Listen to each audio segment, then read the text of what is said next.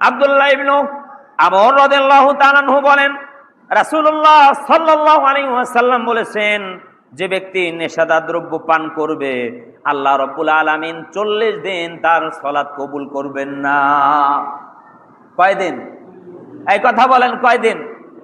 যে ব্যক্তি নিয়মিত নেশাদার দ্রব্য পান করবে, তার 40 দিন সালাত কবুল হবে না। যদি এই অবস্থায় মারা যায় তাহলে জাহান্নামে যাবে। যদি তওবা করে তাহলে আল্লাহ রাব্বুল আলামিন তার তওবা কবুল করবেন। আবার নেশাদার দ্রব্য পান করলে আল্লাহ রাব্বুল আলামিন তার 40 দিন সালাত কবুল করবেন না। যদি এই অবস্থায় মারা যায় তাহলে জাহান্নামে যাবে। আর যদি তওবা করে আল্লাহ রাব্বুল আলামিন তার তওবা কবুল করবেন। আবার যদি নেশাদার দ্রব্য পান করে আল্লাহ রাব্বুল আলামিন তার 40 দিন সালাত কবুল করবেন না। এই অবস্থায় মারা গেলে জাহান্নামে যাবে। তওবা করলে আল্লাহ তার তওবা কবুল করবেন। লোকটি যদি চতুর্থবার মদ পান করে, নেশাদার দ্রব্য খায় ও পান করে, আল্লাহ রাব্বুল আলামিন কিয়ামতের দিন তাকে রাদাগাতুল খাবাল পান করাবেন। সাহাবাগণ জিজ্ঞাসা করলেন, হে আল্লাহর রাসূল, রাদাগাতু খাবাল কি জিনিস? রাসূলুল্লাহ সাল্লাল্লাহু আলাইহি ওয়াসাল্লাম বলেন, আগুনের তাপে জাহান্নামীদের শরীর হতে গলে পড়া রক্ত, পুজ মিশ্রিত গরম তরল পদার্থ। এইগুলো চতুর্থবারও যদি কি করে আবার পান করে, তাহলে 3 বার তওবা করলো, 3 বারই আল্লাহ কি করলো? মাফ করে দিল। 3 বার পান করলো, একবার পান করছে, নেশাদার দ্রব্য খাইছে, পান করছে, হ্যাঁ, 40 দিন তার সালাত কবুল হবে না। তওবা করছে, আল্লাহ মাফ করে দিছে। আবার নেশা করছে, হ্যাঁ, আবার কি করছে? নেশাদার দ্রব্য খাইছে, পান করছে।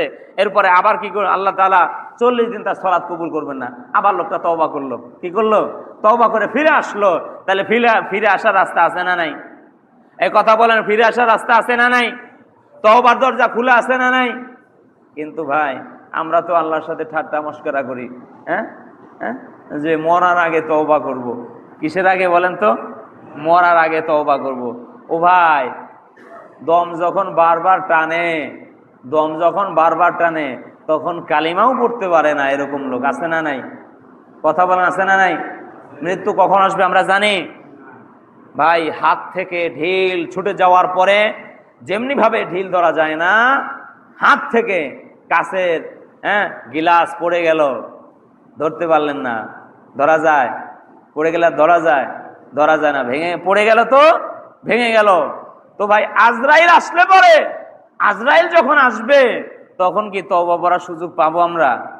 হ্যাঁ, কেউ বলতে পারবে যে আজরাইল আসার আগে আমি তওবা করে ভালো হয়ে যাব? এর কোনো গ্যারান্টি আছে?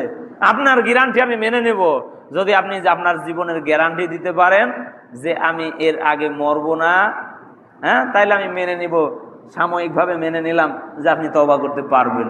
কিন্তু জীবনের কেউ গ্যারান্টি দিতে পারবে? কেউ গ্যারান্টি পারবে না।